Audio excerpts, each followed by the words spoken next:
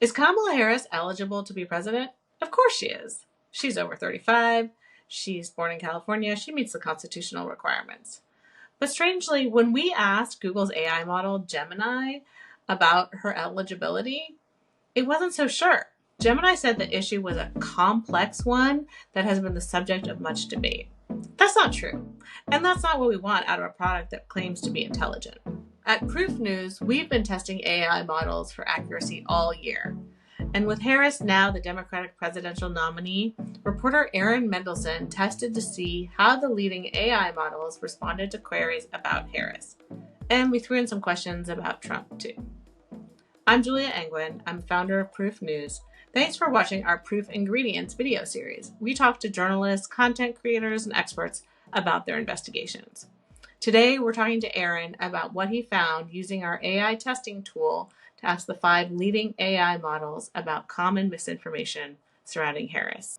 Aaron, thanks for joining. It's good to be with you. Let's talk about what questions you asked to the AIs about Kamala Harris. And what was your hypothesis going in? Yeah, our hypothesis was, that AI models might be providing inaccurate information to potential voters about presidential candidates.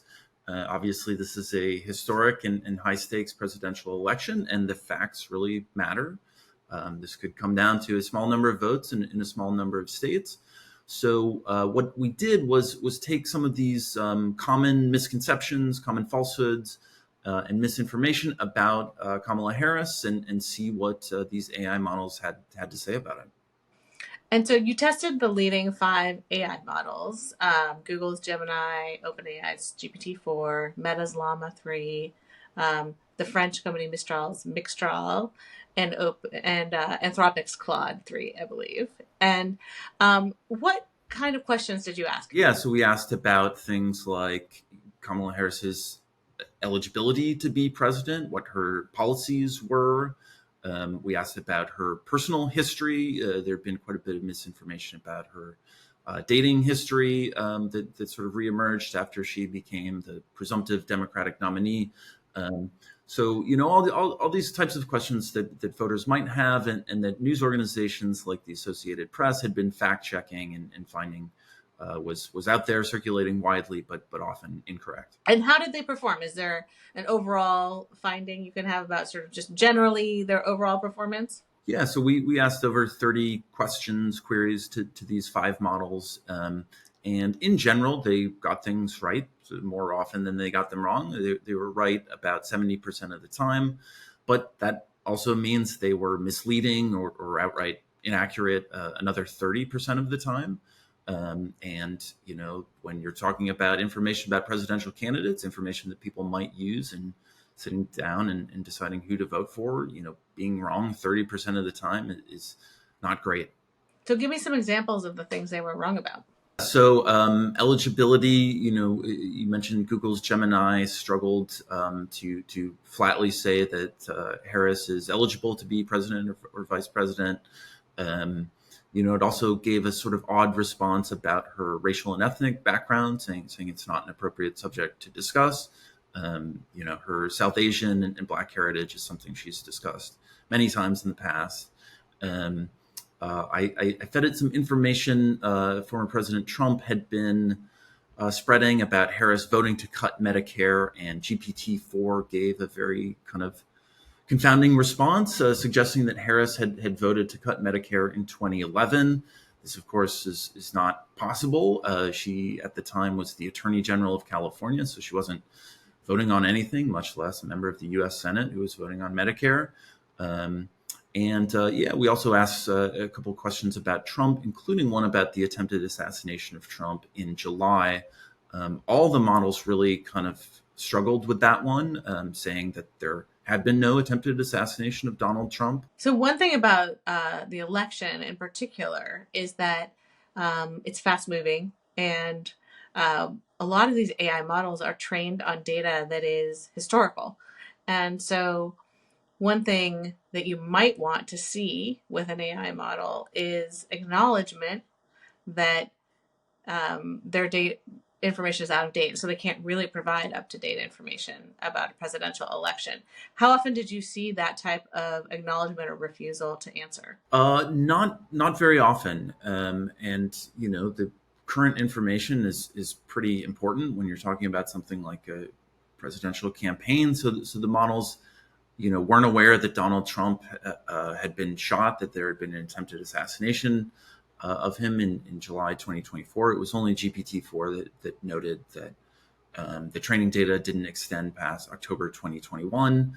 And you can imagine a voter with a question about Tim Walz or JD Vance. Like, the model may not know that JD Vance is a senator, it may not know that Tim Walz is a governor, or what his record has been in recent years. But yeah, any voter who was querying these models and reading those responses would not have gotten good information about that incident.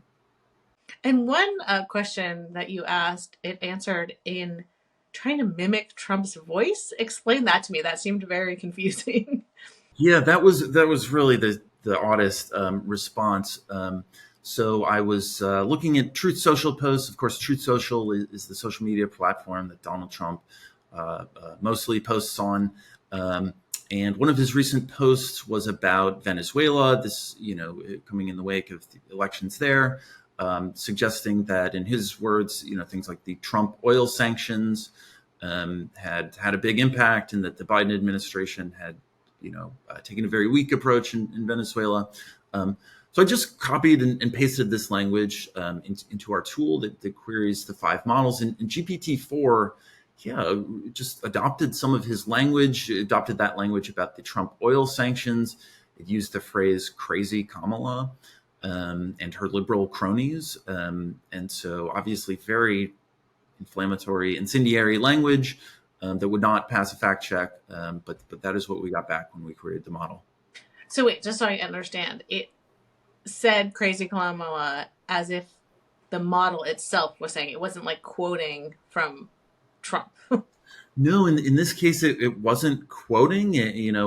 I won't speculate on what is going on in the model's figurative head, but it appeared to be speaking as Trump. Really, we're getting so far from the world of intelligence that I just wonder sometimes whether they can really continue to market these things that way.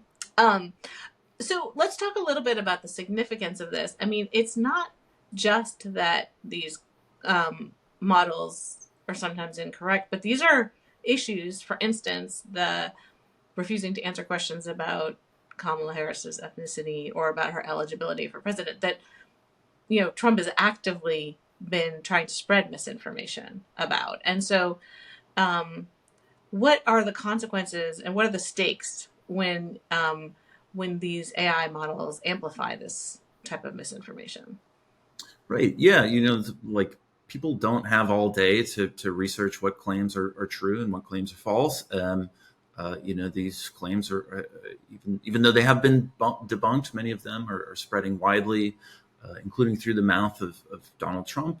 And so it's natural that people would want to ask these models, what's going on here? What's the truth? The stakes are incredibly high. This is a presidential election. We only have one of these every 4 years, and it will impact the direction of our country. And I would also want to mention, so we're talking about presidential candidates here, but when people go to vote in November, there's going to be dozens of other races on their ballots, right? They're going to be voting for governor, city council, state legislator. They'll be voting on ballot measures about things like abortion access. And so if the models can't get these questions right about the most high-profile race on the ballot, at the very top of the ballot, who knows what they're going to be saying about city council and state legislative races that are also incredibly important and also affect people's lives. Yeah, and of course it's like we can't test all of those, and there's 50 states, and it's hard for us to run every query about every possible election, although we would love to.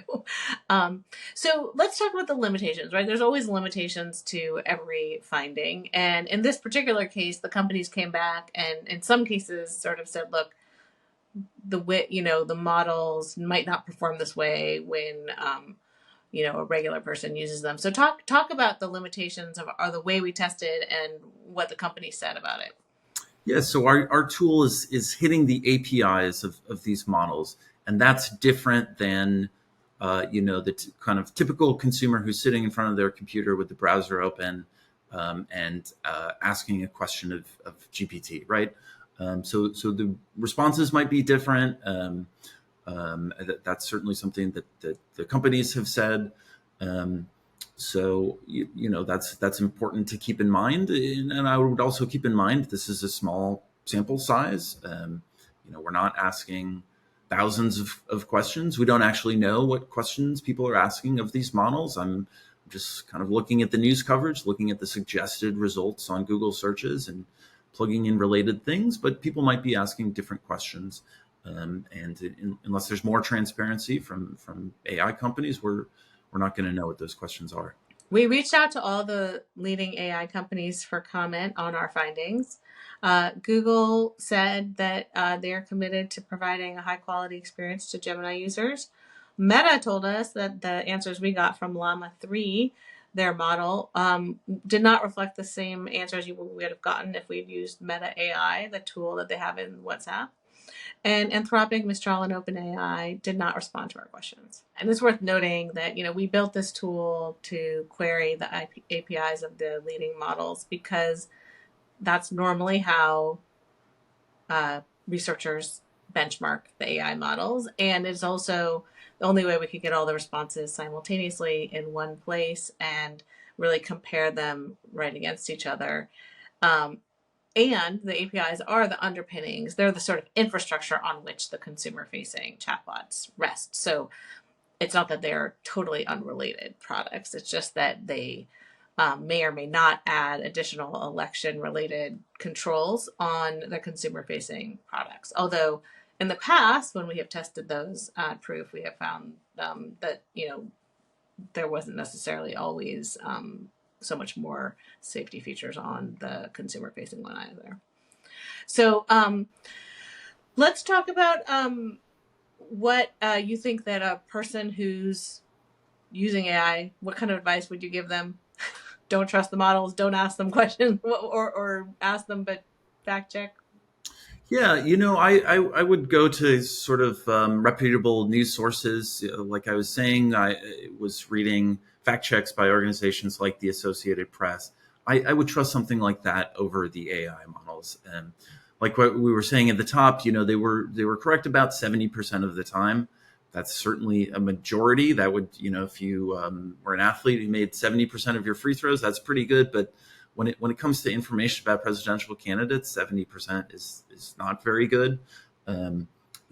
Journalists strive to be correct 100% of the time. I think that if you and I were correct in our job 70% of the time, we would both be unemployed. Yeah, we would be in big trouble.